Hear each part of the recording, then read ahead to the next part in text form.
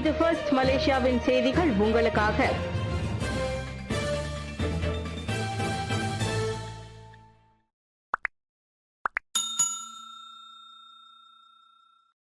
நெடுஞ்சாலையில் தரையிறங்கிய இலகு ரக விமானம், 2 சிங்கப்பூர் விமானிகளுக்கு காயம் இல்லை. ஜொகூர் செடனாக் அருகில் வடக்கு தெற்கு நெடுஞ்சாலையில் 35 பெர்னான்சா ரக பீச் கிராஃப்ட் இலகு ரக விமானம் அவசரமாக தரையிறங்கியதை மலேசிய பொது விமான போக்குவரத்து அதிகாரத்துவ தரப்பு உறுதிப்படுத்தியது.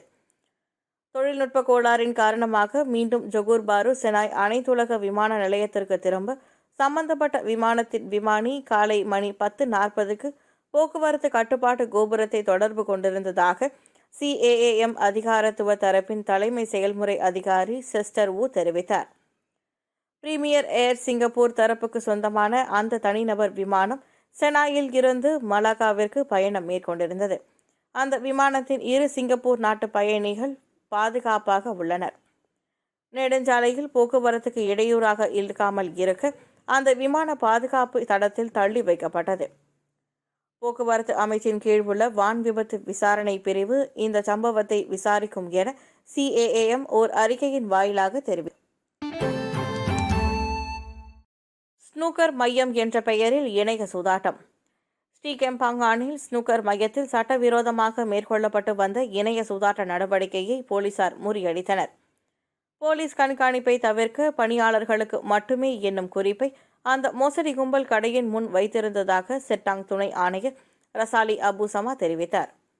எனினும் மறைமுகமாக மேற்கொள்ளப்பட்டு வந்த அந்த சூதாட்ட மையத்தை நேற்று இரவு மணி 9க்கு சோதனையிட்டதாகவும் 3 பெண்கள் உட்பட 80 கைது செய்யப்பட்டதாகவும் ரசாலி அபு சமா தெரிவித்தார். அந்த சோதனை நடவடிக்கையின் போது 14 மடிக்கணினிகளும் பறிமுதல் செய்யப்பட்டன. போலீசாரின் வருகையை கண்டறிய வர்த்தக தளத்தின் பல்வேறு இடங்களில் ரகசிய கேமராக்கள் பொருத்தப்பட்டிருந்தன. மடிக்கணினியின் வாயிலாக அந்த சூதாட்ட கும்பல் நடமாட்டத்தை கண்காணித்து வந்துள்ளது. கடந்த செப்டம்பர் 18ஆம் தேதி முதல் அந்த கும்பல் அப்பகுதியில் செயல்பட்டு வந்ததாக நம்பப்படுகிறது.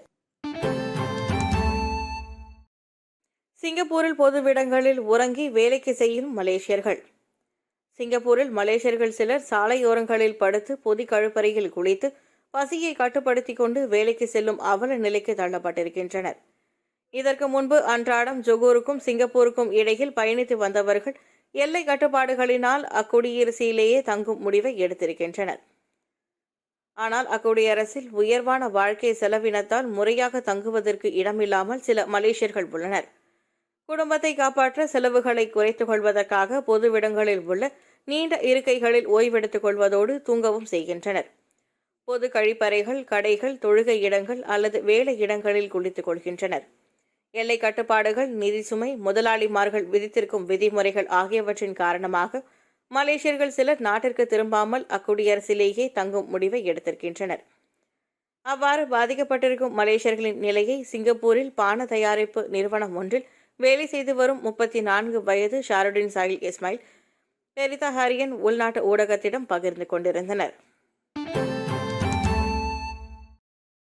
சிலாங்கூரில் அதிகமாக 603 பேருக்கு கோவிட்-19 தொற்று. நாட்டில் புதிதாக 1096 பேர் கோவிட்-19 வைரஸ் தொற்றினால் பாதிக்கப்பட்டுள்ளனர். சிலாங்கூரில் அதிகமாக 603 கோவிட்-19 தொற்று சம்பவங்கள் பதிவாகியுள்ளன. இம்மாநிலத்தில் புதிய தொற்றுகள் வேலையிடத்துடன் தொடர்புடையதாகும். சபாவில் 311 பேரும், பேராக்கில் 55 பேரும் புதிதாக தொற்றுக்கு ஆளாகியுள்ளனர். பகாங், தெலங்கானு, சரவாக் ஆகிய மாநிலங்களில் வைரஸ் தொற்று பாதிக்கவில்லை. இதனிடையே நேற்று தொற்று கண்டவர்களை காட்டிலும் அதிகமான 1104 பேர் குணமடைந்து வீடு திரும்பி அனுமதிக்கப்பட்டுள்ளனர். இவ்வேளையில் 3 உயிரிழப்புகள் பதிவான நிலையில் தீவிர சிகிச்சை பிரிவில் 106 பேர் அனுமதிக்கப்பட்டுள்ளனர். 46 பேருக்கு சுவாச கருவியின் உதவி தேவைப்படுகிறது. சுகாதார தலைமை இயக்குநர் Tan Sri doctor Noor Hisham Abdullah அறிக்கையின் வாயிலாக இந்த விவரங்களை வெளியிட்டார். PKPயை மீறிய குற்றத்திற்காக 381 கைது. நடமாட்ட கட்டுப்பாட்டு உத்தரவு PKPயை மீறிய குற்றத்திற்காக நேற்று 381 பேர் கைது செய்யப்பட்டிருக்கின்றனர். அவர்களில் 377 பேருக்கு அபராதம் விதிக்கப்பட்ட வேளையில் எஞ்சிய 4 தடுத்து வைக்கப்பட்டிருப்பதாக தற்காப்பு அமைச்சர் டத்தோஸ்ரீ இஸ்மாயில் சப்ரி யாக்கூப் தெரிவித்தார். மனமகிழ்வு மைய நடவடிக்கைகளில் ஈடுபட்டது, சுவாச கவசம் அணியாதது, தொடுகை இடைவெளியை பின்பற்றாதது, வாடிக்கையாளர்களுக்கு சுய விவர குறிப்பு கருவிகளை தயார் செய்து வைக்காதது, பிகேபிபி பகுதிகளில் மாநிலம் மற்றும் மாவட்டம் கடந்து சென்றது உள்ளிட்ட குற்றங்களுக்காக அவர்கள் கைது செய்யப்பட்டுள்ளனர். இதனிடையே ஒப்ஸ் பென்தெங் நடவடிக்கையின் மூலம் நடத்தப்பட்ட 278 சாலை தடுப்பின் போது சட்டவிரோதமாக நாட்டிற்குள் நுழைய முயன்ற 20 சட்டவிரோத குடியேறிகளையும் 3 கடத்தல்காரர்களையும் கைது செய்யப்பட்டனர். அதோடு 9 வாகனங்களும் பறிமுதல் செய்யப்பட்டதாக நேற்று வெளியிட்டுள்ள ஓர் அறிக்கையில் இஸ்மாயில் சப்ரி குறிப்பிட்டார். 9 சிவப்பு மண்டலம், 3 ஆரஞ்சு மண்டலம், 6 மஞ்சள் மண்டலம், 9 பச்சை மண்டலம் உட்படுத்தி 35 கிருமிநாசினி தெளிப்பு நடவடிக்கைகள் மேற்கொள்ளப்பட்டன. நேற்று 1096 புதிய சம்பவங்கள், 3 மரண பதிவு. நாட்டில் தொடர்ந்து 2வது நாளாக நேற்றும் கோவிட்-19 பெரும் தொற்றினால் பாதிக்கப்பட்டவர்களை விட அந்நோயில் இருந்து மீண்டவர்களின் எண்ணிக்கை அதிகமாக பதிவாகி இருக்கிறது. நாட்டில் நேற்று நண்பகல் 12 மணி வரையில் 1096 புதிய கோவிட்-19 சம்பவங்கள் பதிவாகி இருக்கும் வேளையில் குணமடைந்தவர்களின் எண்ணிக்கை 1104 பதிவாகி இருப்பதாக சுகாதாரத்துறை தலைமை இயக்குநர் Tan Sri doctor Noor Hisham Abdullah தெரிவித்தார். நேற்று பதிவாகிய புதிய சம்பவங்களில் 1090 சம்பவங்கள் உள்நாட்டில் பரவியது என்றும் எஞ்சிய 6 சம்பவங்கள் வெளிநாட்டில் பரவியது என்றும் அவர் வெளியிட்டுள்ள ஓர் அறிக்கையில் குறிப்பிட்டார். இந்த புதிய எண்ணிக்கையுடன் சேர்த்து மருத்துவமனையில் சிகிச்சை பெற்று வருபவர்களின் எண்ணிக்கை 12,843 பதிவாகி இருப்பதாக அவர் கூறினார். வெள்ள நிவாரண மையங்களிலும் SOP பின்பற்றப்பட வேண்டும். கோவிட்-19 பரவலை கட்டுப்படுத்த நிர்ணயிக்கப்பட்டுள்ள செயல்பாட்டு தர விதிமுறை SOP குறித்து விழிப்புணர்வு பொதுமக்களிடையே இருந்தால் அது வெள்ளத்தினால் பாதிக்கப்பட்ட மக்களை இடமாற்றம் செய்யும் நடவடிக்கையை எளிமையாக்கும்.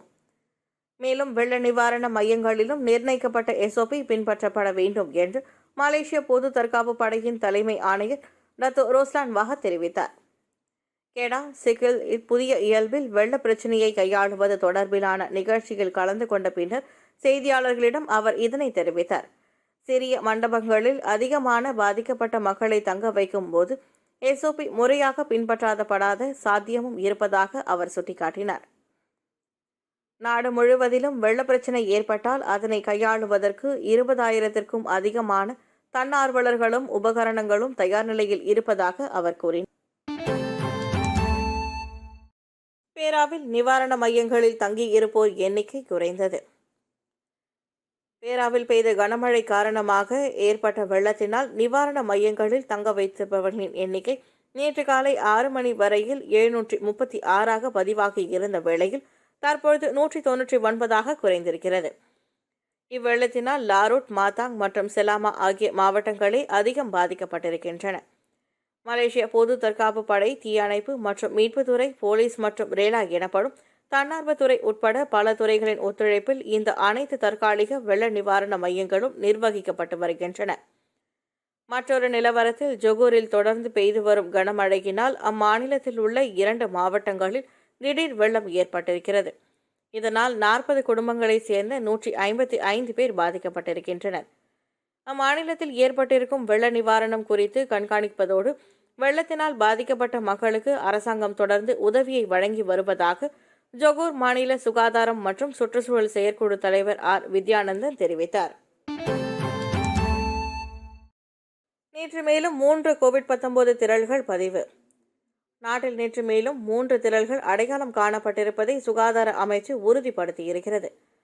பெங்காலான் பாராட், பக்தி, பாயாம் கிண்டா ஆகியவையே அந்த 3 திரள்கள் ஆகும் என்று சுகாதாரத்துறை தலைமை இயக்குநர் Tan Sri doctor Noor Hisham Abdullah தெரிவித்திருக்கிறார்.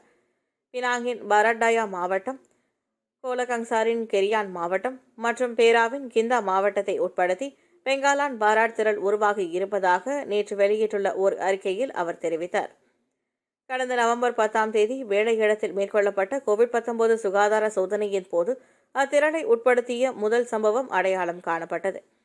அத்திரள் தொடர்பில் நவம்பர் 22ஆம் தேதி வரையில் 251 பேரிடம் மேற்கொள்ளப்பட்ட சுகாதார பரிசோதனையில் 19 கோவிட்-19 சம்பவங்கள் உறுதிப்படுத்தப்பட்டிருப்பதாக அவர் கூறினார். நெகிரி செம்பிலான் சிரம்பான் மாவட்டத்தில் உள்ள சிறைச்சாலை ஒன்றை உட்படுத்தி பக்தி திரள் அடையாளம் காணப்பட்டது. இதன் தொடர்பில் 481 பேரிடம் மேற்கொள்ளப்பட்ட சோதனையில் 16 பேருக்கு அப்பெருந்தொற்று தொற்று இருப்பது உறுதிப்படுத்தப்பட்டது.